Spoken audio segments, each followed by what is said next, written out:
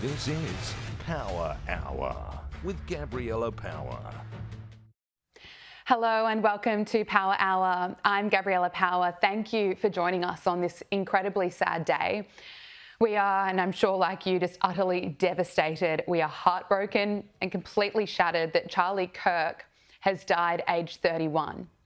And I think we are all grappling with the enormity of this tragedy. I mean, Charlie was like no one else. He was a leader. He was an incredible debater. He was a visionary. And he was a man who was so clear on his values. He was driven by his love and faith of God, his love of family, and his dedication entirely to make America a better place.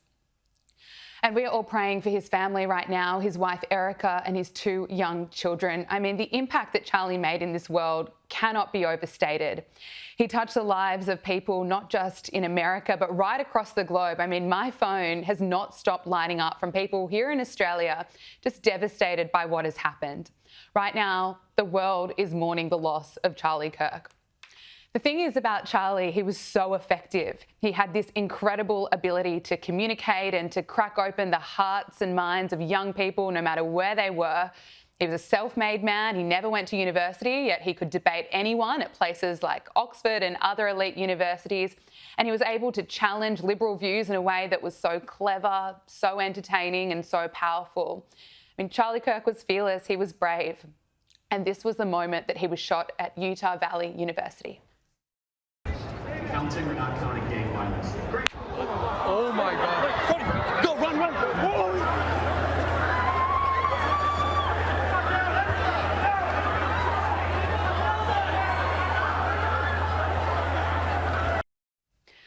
I mean, watching that, it is so shocking. It's so horrific.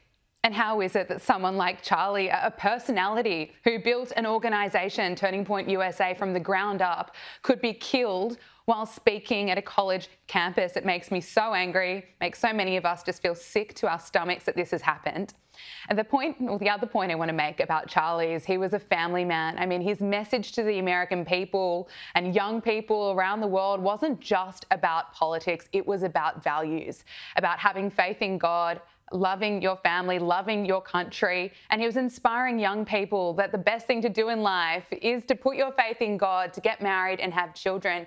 And we are praying so hard for his wife, Erica, and all of Charlie's family. There are so many iconic and legendary moments that we are going to show you of Charlie Kirk as we honour him during this show. And this one stands out to me. We know that he poured his heart and soul into his work, and he was instrumental in the US election result last year. And this was Charlie Kirk reacting to the news that Donald Trump had won. Fox News decides Donald Trump is president of the United States. We've got our republic back, folks. Let's go. There it is. Everybody should remember this moment. Look, I'm gonna echo Charlie from earlier. Remember where you were when this happened. Remember where you were when you realized that the Uniparty and all of these, just the establishment, you said it's time to actually participate, and look what you guys have done. And if anyone deserves to get tears in his eyes, it's Charlie. I think we all agree. I think Erica was chopping some onions or something in the break room. No one has worked harder than Charlie for this. We love you, Charlie. The president has ordered all American flags throughout the United States to be lowered to half-staff until Sunday at 6 p.m. to honour Charlie Kirk, a truly great American patriot. Here is the president. To my great fellow Americans, I am filled with grief and anger at the heinous assassination of Charlie Kirk on a college campus in Utah. Charlie inspired millions, and tonight, all who knew him and loved him are united in shock and horror. This is a dark moment for America. Charlie Kirk traveled the nation, joyfully engaging with everyone interested in good faith debate. His mission was to bring young people into the political process, which he did better than anybody ever, to share his love of country and to spread the simple words of common sense. On campuses nationwide, he championed his ideas with courage, logic, humor, and grace. The president also wrote on social media, the great and even legendary Charlie Kirk is dead.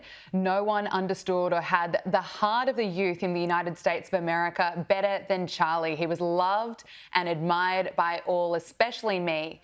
And now he's no longer with us. Melania, and my sympathies go out to his beautiful wife, Erica, and family. Charlie, we love you. We're going to get to some of Charlie's best moments on college campuses as we honour Charlie Kirk today, and we'll be joined by CJ Pearson, Emily Jashinsky, Paul Murray and Jack Houghton in a moment. But first, I have to quickly call out these leftist news networks that seem to hate Charlie and hate America. Outlets like MSNBC that couldn't even wait a day before they started trashing Charlie Kirk. Here is MSNBC covering this enormous tragedy, appearing to put the blame on Charlie for his death. Talk to me about the environment in which a shooting like this happens. Yeah, and again, I emphasize what you just emphasized. We don't know any of the full details of this. We don't know if this was a supporter shooting their gun off in celebration, or so we have no idea about this. But following up on what was just said, he's been one of the most divisive, especially divisive younger figures in this, who is constantly sort of pushing this sort of hate speech or sort of aimed at certain groups. And I always go back to hateful thoughts lead to hateful words, which then lead to hateful actions. And I think that's the environment we're in, that people just, you can't stop with these sort of awful thoughts you have and then saying these awful words and not expect awful actions to take place. Matt. And that's the unfortunate environment we're in. MSNBC, you are disgusting and you should be so ashamed of this. It is so sick. It is so low. It is heartless. Heartless, rather. It is a disgusting network. And here is MSNBC again. Look at this. As we were just talking about a moment ago with Alan, after one of the Doge employees was allegedly attacked in Washington, D.C., that's what Donald Trump used as justification to send in federal troops into Washington, D.C. to get things under control. The carjacking situation, he used that. And I know it's hard to predict the future, Mark, but you can imagine the administration using this as a justification for something. MSNBC, you are soulless.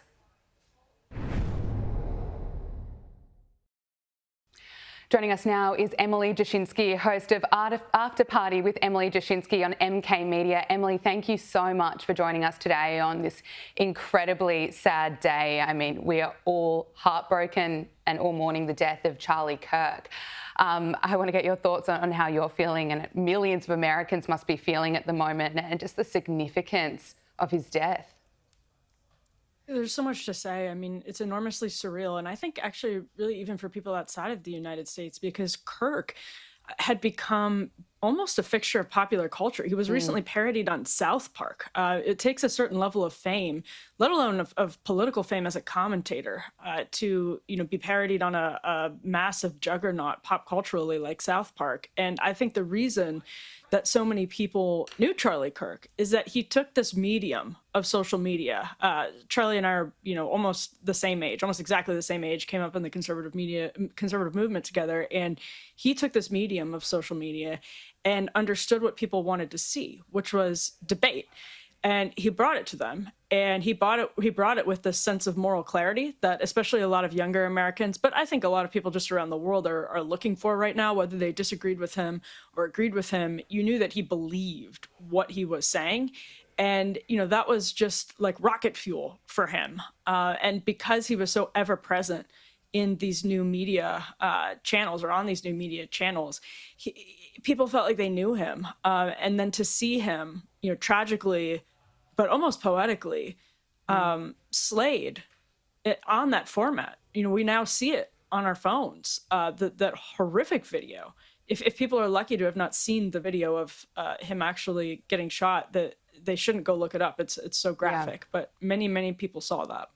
Emily, you're exactly right. I mean, I'm here in Sydney, Australia, and my phone has not stopped going off with so many people here in Australia, right around the world, really feeling the impact of his loss. I mean, Charlie Kirk just touched the lives of so many people. We're going to play his reaction to him being featured on South Park that you mentioned in a moment, but also let's play Megyn Kelly's reaction. She was speaking about this on air.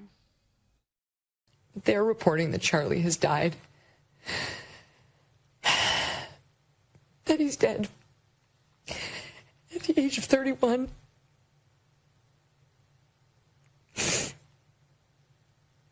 Which he would have to be if that video was real. There's no way he survived that. The only good thing is, it had to have happened quickly. Right. Right. Emily, it's just so heartbreaking. I mean, this is so raw right now, and for so many people, I think so many people are feeling overwhelmed with emotion. I mean, I just don't think we can really overstate what an influential figure Charlie Kirk was. That's right. Especially, I think people in Gen Z aren't fully represented in the media yet because they're still young. And, there are more people who are outside of that generation in media. But for Gen Z, he was, basically a household name. You could talk to somebody on the left, you could talk to somebody on the center. The odds are they knew who Charlie Kirk was. And that's remarkable for somebody who just 10 years ago was basically an anonymous Chicago guy trying to start up a new group and get funding and all of that to promote conservative ideas on college campuses. So his trajectory, he accomplished so much just in his 31 years. But I just think there was this sense, because he was a pioneer of the social media format, because he was a pioneer of the debate format in the social media sort of space, people just have this kind of intimate knowledge of him, or they feel like they do. They feel like they grew up with him. They feel like they know so much about him. And that, I think maybe that's why we're seeing such a, I would say, unified response of horror. Barack Obama, Joe Biden, these people have put out statements. Democrats, prominent Democrats, mourning the loss of Charlie Kirk. Well, of course, and as they should. He was such an important figure. And unfortunately, we are seeing outlets like MSNBC trash Charlie Kirk. They've apologised for that. Let's honour him, remember him. You mentioned just how well known he is for his debating skills, and he would go out to these college campuses, draw in enormous crowds, and he could debate like no other. Let's look at this. Actually, I'm not scared. Then debate me anytime. Honestly, I'm good. I just debated the governor of this state. I don't need to debate you, Parker, okay? You keep interrupting me. Every time I try to actually explain my point and have a reasonable conversation with you, you cut me off. You're an English major. Yeah. I'm going to give you another chance. Okay. What's your favorite Jane Austen novel? Harry Potter. My shirt says Charlie Kirk. Oh, Clearly you're campus. offended. Actually, I'm not. I find it hilarious. In fact, I'm so important that you have to make a shirt with my name on it. It's FBI statistics. It's well known. FBI statistics? Where can you show me that at? 70% of offenders were African American. I know you're obviously very anti-trans. No, I'm pro-reality. No one like him. He was so clever, he was so witty, he could bring so much humour, so much emotion, the way he could bring in crowds, and it would go off online. As you say, he was kind of a pioneer of the social media movement and to get Gen Zs really involved and really engaged in politics. And then he'd also talk about issues that went well beyond politics, his love of God, his love of family. I love watching those moments. He was absolutely brilliant. What can I get your reaction? His people who followed him over the years saw his faith deepen and grow in real time. And again, that just gets to, this is somebody who was on social media every day, whether it was on podcasting, YouTube formats, Twitter, Instagram, TikTok, all of those places he was ever present on. And people over the years saw his faith deepen and grow. They saw him get married. They saw him become a father, and they saw him talk about it and integrate it into his worldview literally every single day. His politics were inextricably intertwined with his personal life and his faith. And that's what I think is hitting so many people hard. Even the leftist streamer Hassan Piker on Twitch, who was supposed to debate Charlie Kirk in just a few weeks at Dartmouth College. When he heard the news, he was streaming live, and it hit him like a ton of bricks. You could see it hit him like a ton of bricks, because basically everybody felt like they had some insight into who Charlie was. Absolutely, and it was amazing. He's someone that didn't go to university, yet he'd go to Oxford and he would debate everyone at these elite universities, and he would do it brilliantly. But to your point about how he was so open about his love of God and his love of family, I mean, just the other day he was posting on his social media that it's important in that order: love of God, love of family, love of country. And I mean, we saw that day in and day out. He never stopped fighting, and he just made such a huge impact in America and his vision for America, trying to make it a better place. But I'm, as we all are, so heartbroken for his family, his wife Erica, and their 2 children. His wife Erica posted recently a bit of an insight into their relationship. She put up this photo on social media and she wrote, 5 years ago today, we sat inside Bill's Burgers in New York City, deep in conversation and banter over theology, philosophy, and politics. And at the end, you paused, looked at me and said, I'm going to date you. And I mean, that's Charlie Kirk's personality shining through. I think anyone that pays attention or knows Charlie Kirk can just hear those words. That's exactly how he talks. That's funny. Yeah, and I mean, now part of the horror is that his wife and children are left without such a towering figure, such a larger than life person. Yeah. And they have a dad and a Charlie-shaped hole in their lives. So just unimaginable pain and suffering in the days to come for them. And I'm sure we'll see some of it play out publicly, but I know many people, and of course myself included, are praying. Absolutely. Have to keep praying for that family. Donald Trump has spoken, or he's released a statement, I should say. He wrote, "The great and even legendary Charlie Kirk is dead. No one understood or had the heart of the youth in the United States of America better than Charlie. He was loved and admired by all, especially me. And now he is no longer with us. Melania and my sympathies go out to his beautiful wife, Erica, and family. Charlie, we love you." Emily, can you talk to us about, I suppose, the political impact this is going to have? He was such a powerful figure. Yeah, and I mean, because so many people knew Charlie, we're talking, as we should be, about his personal impact, but his political impact on the Trump family is enormous. And actually on this entire administration is and was, of course, enormous. He was part of the inner circle that convinced Donald Trump to choose J.D. Vance as his vice president over other candidates. He is very close to the vice president. He was very close to Donald Trump Jr. He knew the president extraordinarily well, and the president did, as you saw in that statement, credit Charlie with a lot of the movement. Charlie's traveling for years in support of Donald Trump at this point, and Trump obviously ended up doing extremely well with young voters in 2024. And so obviously the apparatus that Charlie built to help Donald Trump is greatly appreciated by Trump world. But with that came this deep respect and reliance on Charlie for guidance and insight into the young conservative movement. So he will be irreplaceable for this White House and for the First Family. Absolutely. RFK Jr. has released a statement as well. He wrote, "Once again, a bullet has silenced the most eloquent truth teller of an era. My dear friend Charlie Kirk was our country's relentless and courageous crusader for free speech. We pray for Erica and the children. Charlie is already in paradise with the angels. We ask his prayers for our country." Emily, we've also heard, so much reaction, but let's play. I think we have the reaction of Ben Shapiro and Michael Knowles. Yeah, I can't. I mean, there's legit nothing to say. I mean, it's rare that there's nothing to say, but there's truly nothing to say. I mean, unthinkable, absolutely unthinkable.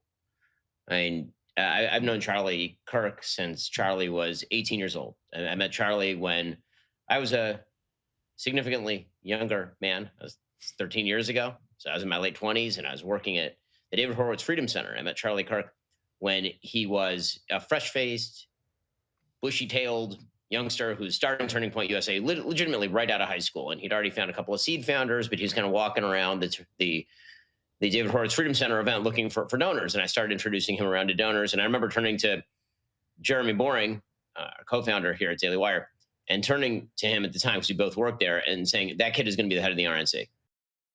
We're all processing this awful news. The first thing that comes to my mind, beyond the sadness for his family, for his wife, his young kids, his millions and millions of admirers, and his many, many friends, is that Charlie Kirk would have been president. Charlie Kirk would have been president. His friends knew it. His many, many admirers knew it. And his enemies, to whom he was always so gracious, they knew it too. Emily, I don't think he's overstating that there. He absolutely could have. He knew how to win people over. I mean, that's basically the predicate of his entire career, especially the last 5+ years, when he mastered the art of public debate in social media world. So he was a very, very powerful, influential voice. And I think that's another important part of this is the effect he has had on Generation Z, which is coming into its own in the workforce right now. In some ways, he mirrored those trends, the return to church, the return to traditional institutions that we've seen, like marriage and home ownership and having children, that we've seen some people younger than Charlie and I, Gen Z, return to. That, in some ways, he was mirroring that, but in other ways, he was causing it. You know, he was nudging it along because he experienced it himself first. He experienced, getting into his late 20s, unmarried and without children, and he wanted it, and he made it happen. And that's where a lot of young people find themselves. So again, there's just this deep, deep emotional tether between him and young Americans that explain why he was so powerful. And certainly Michael is not wrong about where his career could have been going. No, absolutely right. Now, Charlie's also spoken about assassination culture that was spreading on the far left. He's tweeted in the past that assassination culture is spreading on the left. 48% of liberals say it would be at least somewhat justified to murder Elon Musk. 55% said the same about Donald Trump. Emily, an incident like this, it brings me back to the assassination attempts of Donald Trump, especially that one in Butler, Pennsylvania. And I think there's just so much anger that something like this could happen. They have someone like Charlie already has security. Ben Shapiro has so much security. So does Donald Trump. And these assassination attempts get carried out. And today the news is that Charlie Kirk was killed, but he was really onto something here that we have seen in the pockets of the extreme far left, this kind of bizarre justification to carry out assassinations, death threats for someone like Elon Musk. We saw people on the far left crying that Donald Trump wasn't assassinated in Butler, Pennsylvania in July last year. We've seen so much left-wing violence, Teslas being burnt. I mean, what are your thoughts about all of this? I worry that it's even deeper, because I think the reason Charlie was so popular is exactly what we see in that post. Is he pushed back against moral relativism. And moral relativism, this idea that maybe you could kill Elon Musk to save X number of people, which is what goes through the calculus of these sick, demented people who answer a poll like that and say, yeah, well, maybe it's somewhat justified, quote, somewhat justified, to borrow the language from the poll.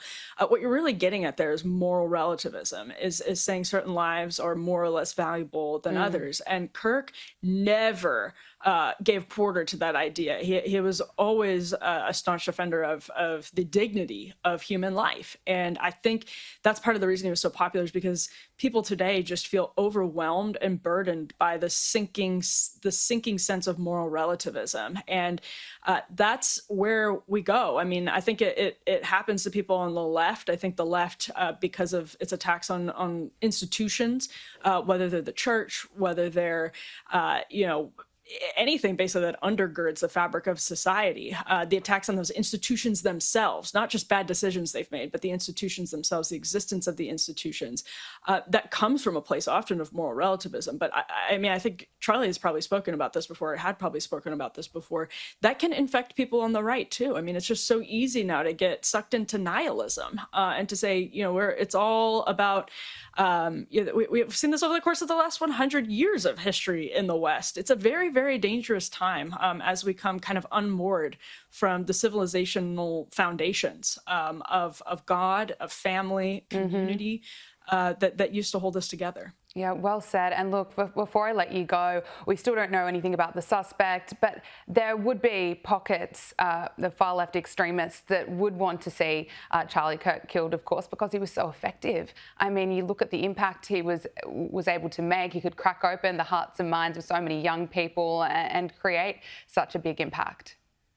Yeah, I mean, the fact that they have not caught this assassin right now after hours, and thousands of people were at this event with their cell phones up filming the moments. This was on a college campus that certainly has CCTV all over the place.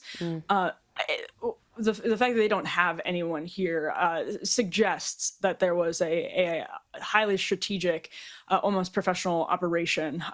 Whether we know it was one person or more, it suggests that there was a very clear and strategic intent behind this. And my goodness, we can only pray that this changes things. Emily Jashinsky, host of After Party on MK Media with Emily Jashinsky, of course. Thank you so much for your time. We really appreciate it. Thank you. God bless. Joining us now is CJ Pearson, RNC Youth Advisory Council co-chair. CJ Pearson, thank you so much for joining us, especially today, a day where we are all mourning Charlie Kirk's death. It still doesn't really feel real. You've known Charlie since you were 12 years old. I mean, we all feel like we've known him, we've watched him for years, just being so brilliant. But he was with you when you were just 12. Can you share with us a bit about that time? It's insane to talk about right now. Yeah, you're right. I've known this since I was 12 years old. I'm 23 years old now. When I was just starting out in this movement, making videos in my childhood bedroom, growing up in a Democrat household, he was one of the first people in the conservative movement to reach out to me, to encourage me even when my parents weren't encouraging me. Wow. Someone who did that for many people in this movement, many young conservatives. He would reach out to them and say, hey, that was a great video. That was a great interview that you did, because he was dedicated to building up and uplifting the next generation of conservative leaders. And if that is the legacy that he has, I think it will be an incredibly righteous one. Absolutely. I mean, talk to us about the impact that he had on last year's election result. I mean, Charlie Kirk and yourself, CJ, you two were able to get young people and turn out to vote Republican in a way that had really never been seen before. I mean, the huge wave of Gen Z voters voting for Donald Trump. I mean, speak to us about how he was able to do that. Yeah, Charlie was instrumental in all of this. Everything from, the infrastructure that Turning Point USA had on college campuses all throughout the country, to the incredible ballot chasing efforts that he led in key swing states. This was a man who was an integral part of President Trump's return to the White House. And I think the president has spoken to that.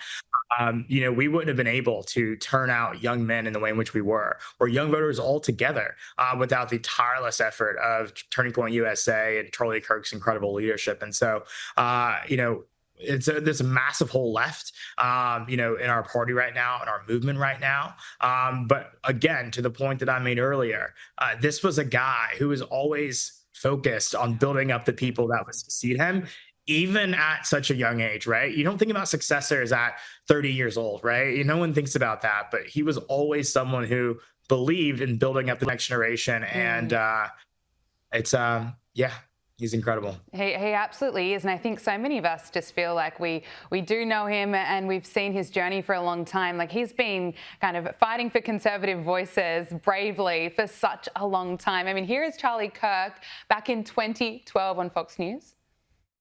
chapters nationwide with Turning Point USA, and on our website turningpointusa.net you'll see the unbelievable positive support we're having from my generation. And using these memes, we're able to engage them in such a unique and exciting way. We're going to open a chapter every single day leading up to the election, and kids are starting to wake up, and they have to, because the fiscal cliff is coming, and if we don't get our fiscal house in order, our country is never going to be the same. You know, looking at that, I just feel like he was so ahead of his time, wasn't he? He had such a strong vision, and he dedicated his life to making America better. You know, he absolutely was. You know, for a lot of young conservatives, he was absolutely the blueprint, you know, for how we could figure out how to make an impact, how we could, you know, do what we could do to make America great again, but also the important work to keep America great. And so to see that video from 2012 and to see him sustain that incredible work up until now is a testament to just how dedicated he was to making sure the American dream was attainable for his children, which I think is, again, another tragic element of this story. He was an incredible father, a husband. He leaves behind two incredible, beautiful children. And my heart breaks for him, for them and his family as well. Oh, me too. You know, I think when we all had our moments of just feeling that the grief and the sadness, our hearts absolutely break for his wife Erica and two young children. And that is something he spoke about so much, that he proudly shared with his audience, that how proud he was to be a husband, to be a father. And he really had that message to younger generations that is something to aspire to. No matter what side of politics you're on, really what matters is, especially for Charlie, faith in God, faith in family, and your love of country. And he just became, of course, you know, such an influential figure, as an icon, and was featured on South Park just a couple of months ago. But he, of course, always had such a great sense of humor. He was able to laugh about it. Here's his reaction. Okay, everybody. Apparently, I am going to be on South Park next week. That's right.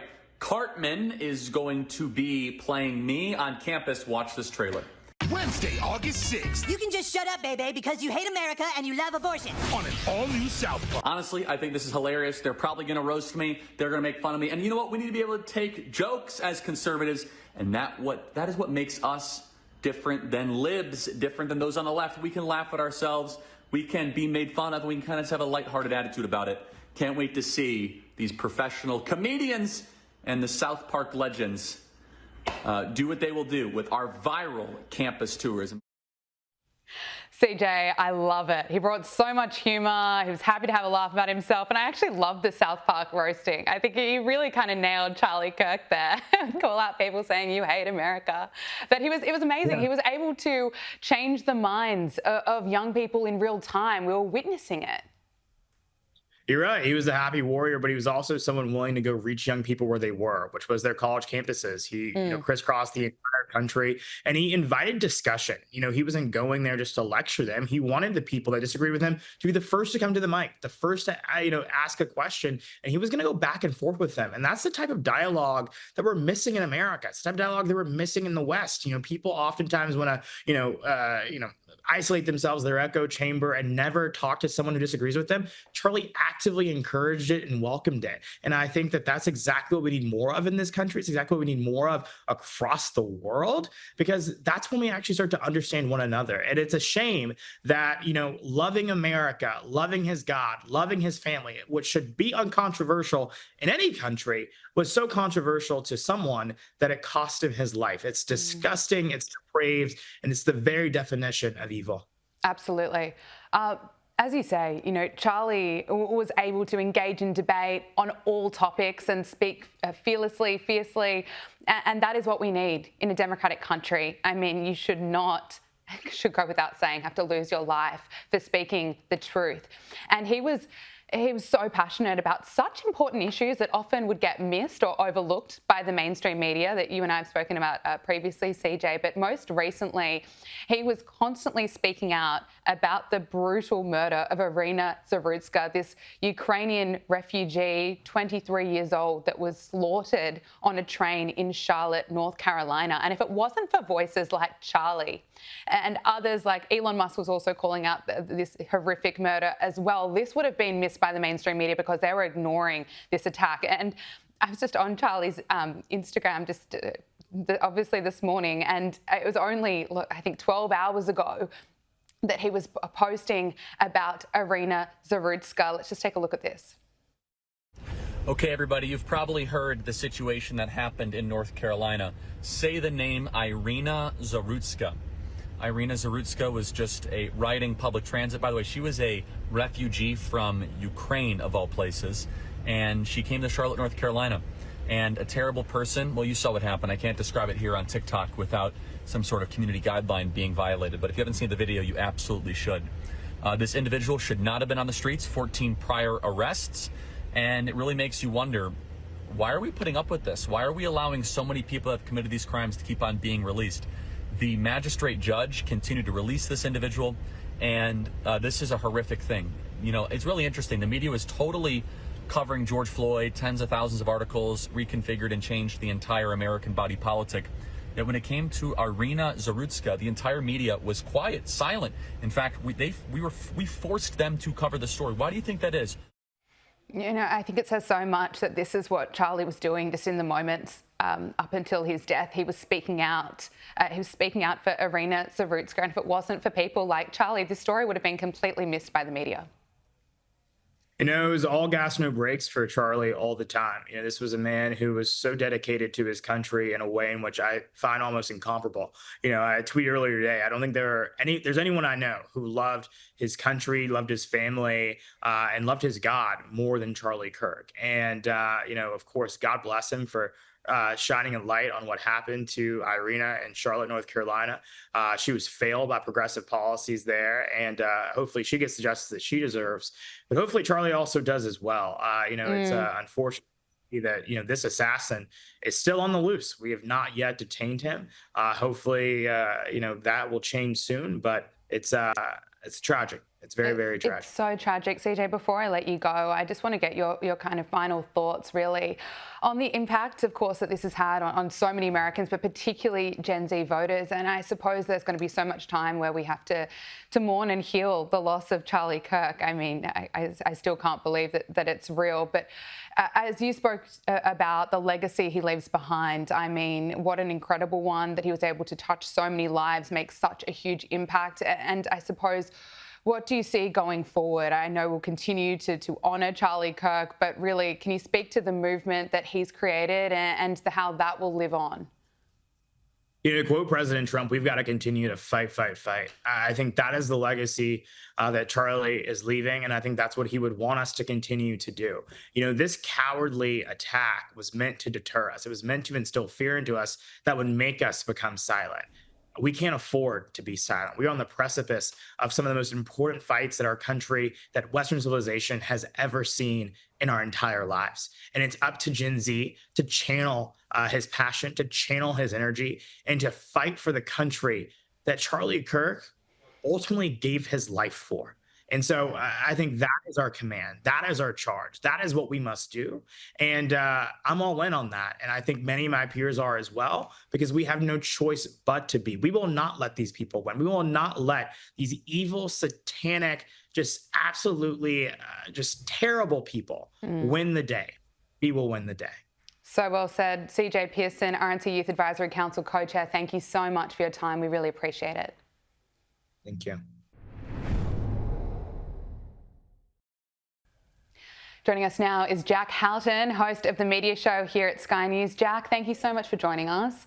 Let's start with MSNBC and other left-wing outlets' coverage of Charlie Kirk's assassination. MSNBC has been forced to apologise because of its coverage of Charlie Kirk's assassination. We'll read you the statement that has been put out from Rebecca Cutler.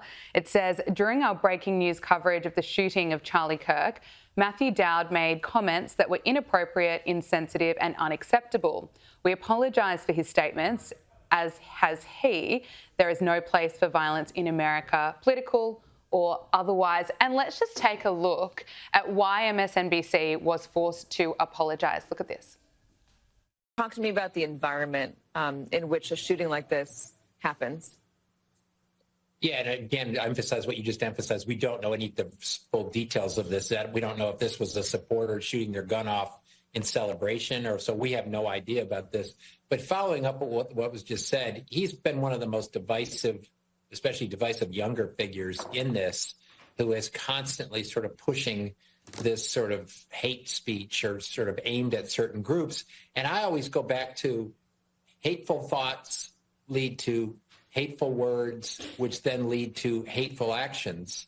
And I think that's the environment we're in, that people just, you can't stop with these sort of awful thoughts you have and then saying these awful words and not expect awful actions to take place. Matt. And that's the unfortunate environment we're in. Jack, it is just disgusting. They couldn't wait a day before they start trashing Charlie Kirk, saying his comments were divisive, that hateful speech led to this. What do you make of this? It's some of the most despicable media coverage I think I've ever seen. A man, a father of two, he's murdered. These comments are made as he's dying. He wasn't yet declared dead at this point. And so rather than just reporting the mechanics of what's happened, rather than saying, at this point, he was shot in the neck with precision, by the way. So this whole notion that it could have somewhat been an accident by a supporter, to put that inference out there before you actually know what's happening is absolutely disgusting. But then to think, okay, the appropriate way to cover this story, this huge story, is to place some kind of characterization around him from a moral point of view is absolutely despicable. Now, to say that it is hate speech to take some of his positions, I think is just absolutely appalling, because you've got in America, it appears to be one of the only countries in the world where if you oppose illegal immigration at the levels that they are experiencing, you're somewhat of an extremist. In Australia, left-wing parties and more conservative parties are in complete agreement that borders should be protected. No serious country adopts a policy that their borders shouldn't be protected. But we have news outlets who are supposed, they think that they're mainstream. I think that they're now on the fringe, and this is why people are moving towards more independent voices, because there is more integrity now. But you've got these people who are characterising that, of protecting your borders of a sovereign nation, as somewhat of an extremist viewpoint. Now, to say, I think the quote was, hateful thoughts lead to hateful words, which then lead to hateful actions. Now, think about that. That is a very deliberate argument that that action was somewhat justified or deserved, or simply it's his own fault for having hateful rhetoric. I don't even accept that it is hateful rhetoric to suggest that there is a crime problem.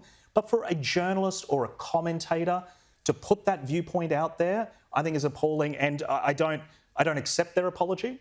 I don't think Americans should. And I think that they should face some kind of congressional inquiry for why they are heightening the temperature in America. And it's leading to multiple assassination attempts on conservatives. Really well said, Jack. It's just absolutely disgusting. And you know what? I wish that was the only horrific statement that was made. It gets worse. Here's more coverage from MSNBC. Charlie Kirk is a divisive figure, polarizing, lightning rod, whatever term you want to use. Why? Well, he's one of MAGA's most prominent voices online. He hosts a near daily podcast. He opines on almost everything. He's been very closely aligned with the president since his initial run for office in 2015, 2016. And his ties to Trump really elevated his own brand. He was really quite young as an activist when the president launched his initial campaign, and he has kind of ridden along with MAGA. Again, divisive figure. I mean, how on earth is that okay when someone, as you say, a husband, a father, has just been killed and he was loved by so many people, and we saw him, of course, lose his life doing what he loved, fighting for America, and made such a positive impact on so many people. He reached people right around the world. We're feeling it here in Australia. But those comments, divisive figure, I mean, he was someone that of course was happy to debate controversial issues. He didn't shy away from that.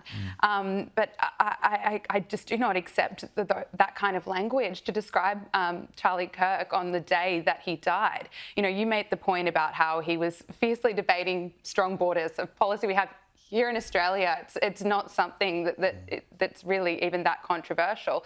But even just a couple of days ago, Charlie Kirk was one of the leading voices on this issue of this horrific murder of a Ukrainian refugee, Irina Zarutska. And if it wasn't for people like Charlie Kirk, that story was getting pretty much dismissed by the mainstream media. But he was really leading the charge to call this out.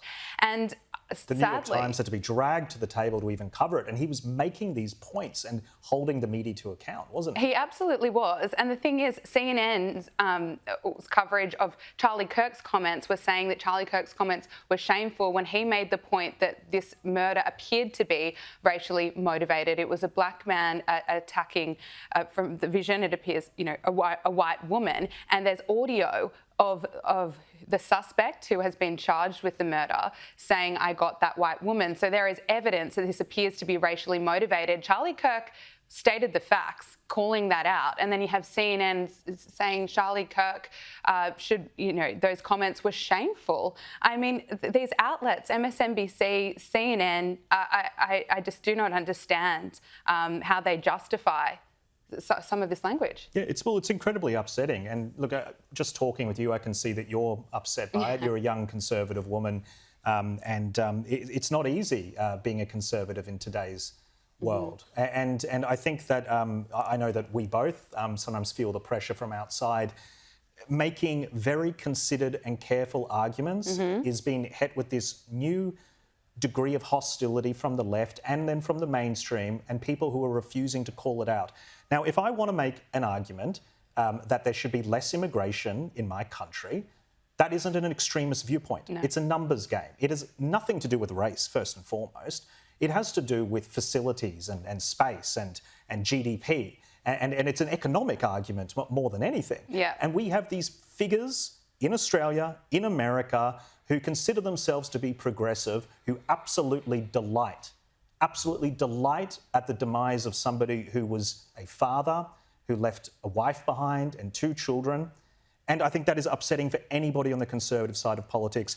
And how dare anybody in media trying to equate it with this both sides, well, everyone's responsible for the rhetoric. No, that's not true. There are people on the left who are extremists, and they are putting targets on the back of people that have very mainstream views that a couple of years ago were held by the majority. And obviously in America, one of the suggestions in that grab that you played was that he was divisive because of his links to President Donald Trump, who was a democratically elected president with the majority vote. So how could someone who has won the majority vote be this figure of division and extremism when the majority of people elected him? It is a denial of democracy. It is. It is disrespectful to every single conservative in the West, not just America, because this manifests broadly across borders. This is a problem that we are seeing all across the world, where we are tolerating the labelling of conservatives as being extremists. And what do you do if somebody is a far right? And you're saying somebody's far right, by the way. The furthest right you can be is a Nazi. What do you do to somebody who's a Nazi? You are justifying violence by using that label irresponsibly. If you don't use that label rationally and carefully, then you are justifying this sort of stuff. And MSNBC is the worst at this. Yeah. They're trying to do a rebrand because their own parent company can't stand some of the things they say, and they're trying to distance themselves from it. But politicians, I think, in this situation, they need to ask what these journalists are knowingly doing to the temperature. It's nothing to do with conservatives making arguments. It is to do with people on the left trying to assassinate mainstream conservative views. You know, that is exactly right, Jack, and it's just absolutely terrifying to see this rise of extreme far left violence. We've seen this with Elon Musk, where people were encouraging others to go out and firebomb Teslas because Elon Musk was associated with President Trump. We saw Luigi Mangione, an accused killer, being deemed a hero to parts of the far left. And then we had journalists like Taylor Lorenz going on CNN trying to sympathise with people that wanted Luigi Mangione to carry out this alleged killing. It's just absolutely horrific, and it's something that worries me that potentially that kind of extreme viewpoint could be getting more and more mainstream because of outlets that are kind of promoting it and justifying it. Completely agree. Yeah, let's take a look at, it's not just MSNBC, it's also people on social media, absolutely disgusting. Let's take a look.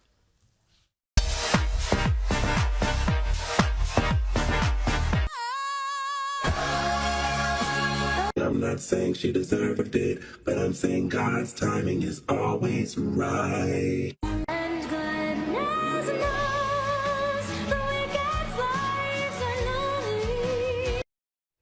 You know, looking at that vision, it just reminds me of Butler last year when Donald Trump had his assassination attempt, and we saw this kind of sick reaction from parts of the far left, people wishing that he had been killed, and now we've got someone actually celebrating Charlie Kirk's death. It's horrific. Well, what I would say is, if you find yourself on the side that is celebrating the death of a father, just think long and hard about whether that is a side that you want to be on, whether these are people that you want to associate with, because Charlie Kirk isn't the extremist. No. If you are suggesting that somebody should be murdered for their political views because of his stance on immigration, you are the extremist, you are the radical, and that is the company that you keep. That's all I'll say about that. I don't want to give them any more oxygen, really. Yeah, neither do I. Jack Houghton, thank you so much. Really appreciate it. Thanks. Joining us now is Paul Murray, host of Paul Murray Live here at Sky News Australia. Thank you so much for joining us on such a sad day. The news that we can't believe. Our hearts are absolutely shattered. Charlie Kirk dead at 31. I mean, Paul, we're all feeling it, absolutely. But can you speak to the significance of this in America? Well, I think, to millions of people around the world, the impact of this is going to be similar to the feelings of people around the Titanic figures of the 1960s, right? Now, that will inevitably be misquoted as me suggesting that somewhere on the Washington Mall they should be building a monument. I'm not talking about that. I'm talking about millions of people connected with their thoughts, their feelings, their politics, and having that validated and having that channeled through people like Charlie Kirk. His capacity at that time, in particularly in and around sort of 21, 22, when we're coming out of COVID, when we're kind of at peak woke, for him to go into the belly of the beast that is the university campus and to take on all comers was fun to look at in your algorithm, and then it was inspiring because you saw a person engaging. You didn't see somebody cowering. And in many of the conversations that have happened today around Charlie Kirk, there's one in particular from his friend, colleague and a co-host on a podcast and Real America's Voice in Jack Posobiec. And he was talking about how he was aware of the security risk that a very open event like this was, but he didn't want a physical barrier. He wanted to have that openness, and that commitment to the debate has created a vulnerability that some bastard has used to kill him, for that footage to be seen around the world, for those kids that were in the audience. And I think that the trauma that we're all feeling and you're showcasing beautifully right now is because a generational figure who inspired you, who turned you onto an idea, who turned you on to how your values can match your politics and how your politics can change the world, to have that taken from us is something that hurts because you loved it, hurts because he did something special. And his legacy is too early to be discussed, but it is right up there with, as I said, those Titanic figures of the 60s that millions of people still have posters on their wall for. I couldn't agree with you more. I mean, he was such an influential, inspiring figure.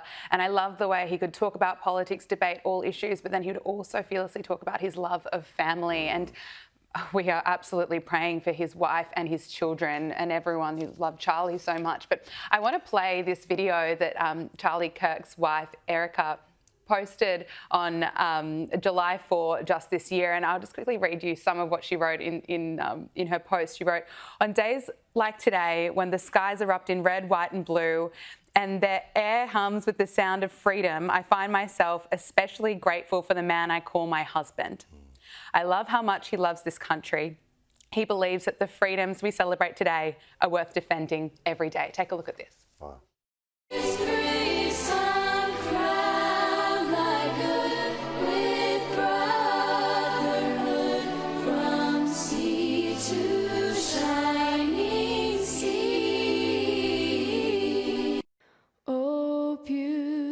Beautiful for spacious skies, for amber waves leaves of grain for purple mountain majesties above the fruited plain.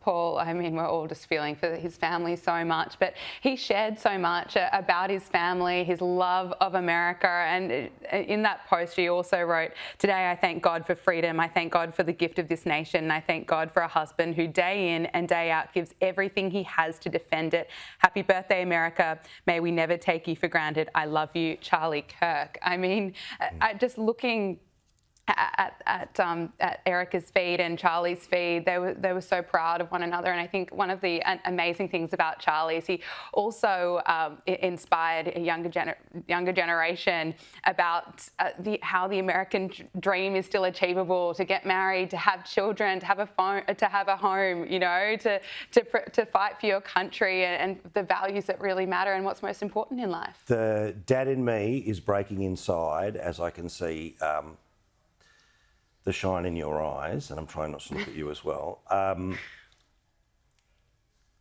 Again, this man who they say, you know, was always contactable, always aggressive, always about going off and achieving his goal.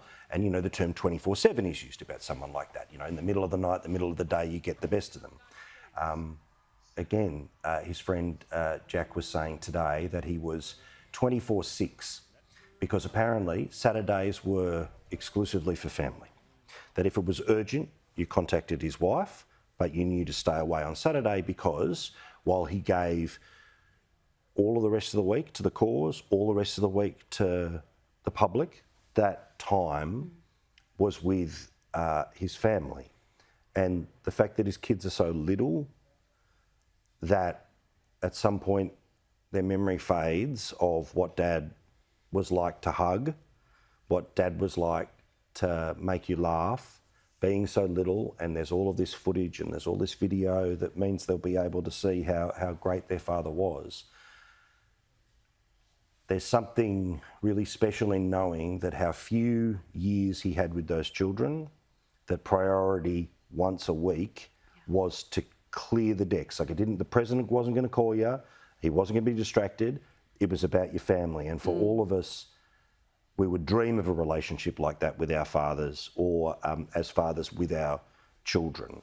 And in the end, Gab, that's what all of it's about, right? The whole reason why you choose to get involved in the fight is to try to fight for a better place for the people who come next. And you might only move the ball an inch in your life. Well, Charlie Kirk was able to take it all the way downfield, right? Remember, he was, through Turning Point USA, through that connection with young voters, in the 2024 campaign, they were hired by the Trump campaign to do get out the vote. So this wasn't just somebody who was sharp with his tongue, great with the clicks, all the rest of it. He also built a machine that was able to put Trump back as president, and that means change the world. Absolutely. That's an incredible thing that those kids will one day learn about their father. The emptiness of not having their father is something none of us can get our head around. But that's why I talk about this day as being one that if you get it, you really get why today matters. 100%. And he was instrumental. I mean, having Trump hire him, and then we saw the result, the Gen Z voters coming out to vote Republican like never before. Now, you have spoken with Megyn Kelly, and we are feeling for her too. You know, a close friend of her, Charlie Kirk was, of course, a close friend. They were meant to go on the road together in just 2 weeks' time. Let's look at her reaction when she was on air today. They're reporting that Charlie has died. That he's dead at the age of 31.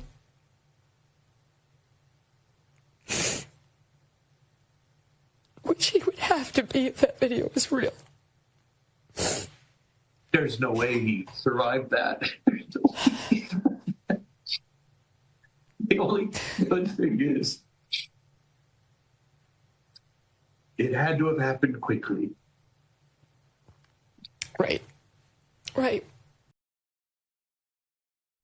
Paul, now you've spoken with Megan. She's going to be on your show later tonight. I mean, we're all feeling that emotion, but you can't fake that. It's so raw. No, and I mean, in her live stream today, it was unbelievable to watch. When she's immediately come up on the live stream to say Charlie had been shot, and then as the news gets worse, she's doing it all in real time. There's no cutaways, there's no putting of footage over, this absolute raw reaction. At points she was in her own live stream saying, I hope this video isn't even true. You could see her trying to process. Yeah. And then in that moment when she's talking with Glenn Beck, she's talking with a whole bunch of really significant people who had been part of Turning Point USA events. Yeah. She's going out on the road soon, and Charlie Kirk was supposed to be there. We talk about her approach to security and what she has to do now. And also just I approached the conversation with her about a friend because I considered her to be my friend. And you know, it's good that in this program you've been able to have a look at some of the ghouls and the weirdness that happens further out, and there are going to be people that are going to say much nastier things as the days roll on. But for us to have the proximity that we do to people like Megan means the world, because they are, again, they're not just observers, they're participants, and they're participants in a revolution that we and you watching believe is one of the greatest things that have happened this century. Yeah.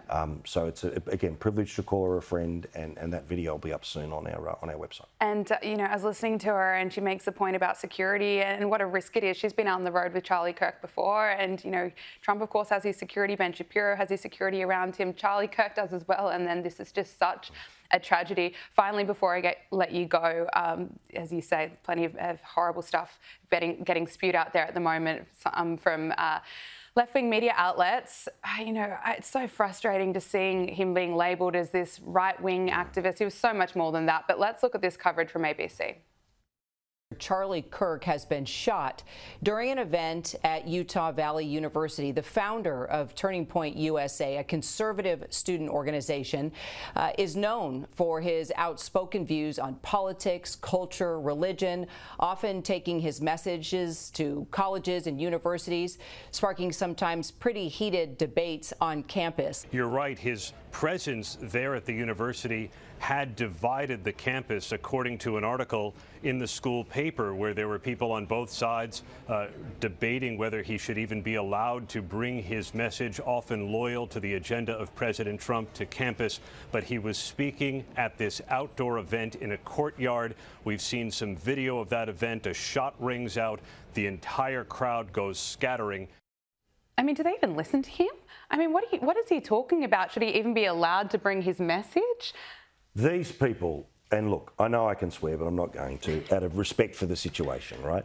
F these people, truly. Well said. Remember their names, remember what they work for, remember if they're suspended, remember if they're not sacked. F these people, because the reality is that, and again, I don't want to sit here and list a whole bunch of people on the left, right, who are the equivalents of, right?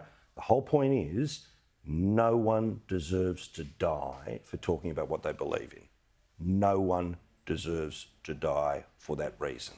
And the fact that you see in the reporting the lack of humanity, you see in Twitter the lack of humanity, if you can't see that somebody was murdered for what they believe, for speaking their mind, and that is a moment of dark, dark regret, then F you. Just seriously F you. Paul Murray, well said. Can't believe we have to say it. Paul Murray, thank you so much for joining us on Power Hour. Love ya. It's brilliant to have you. Love you. And that is Power Hour. Thank you so much for joining us. We'll see you next week.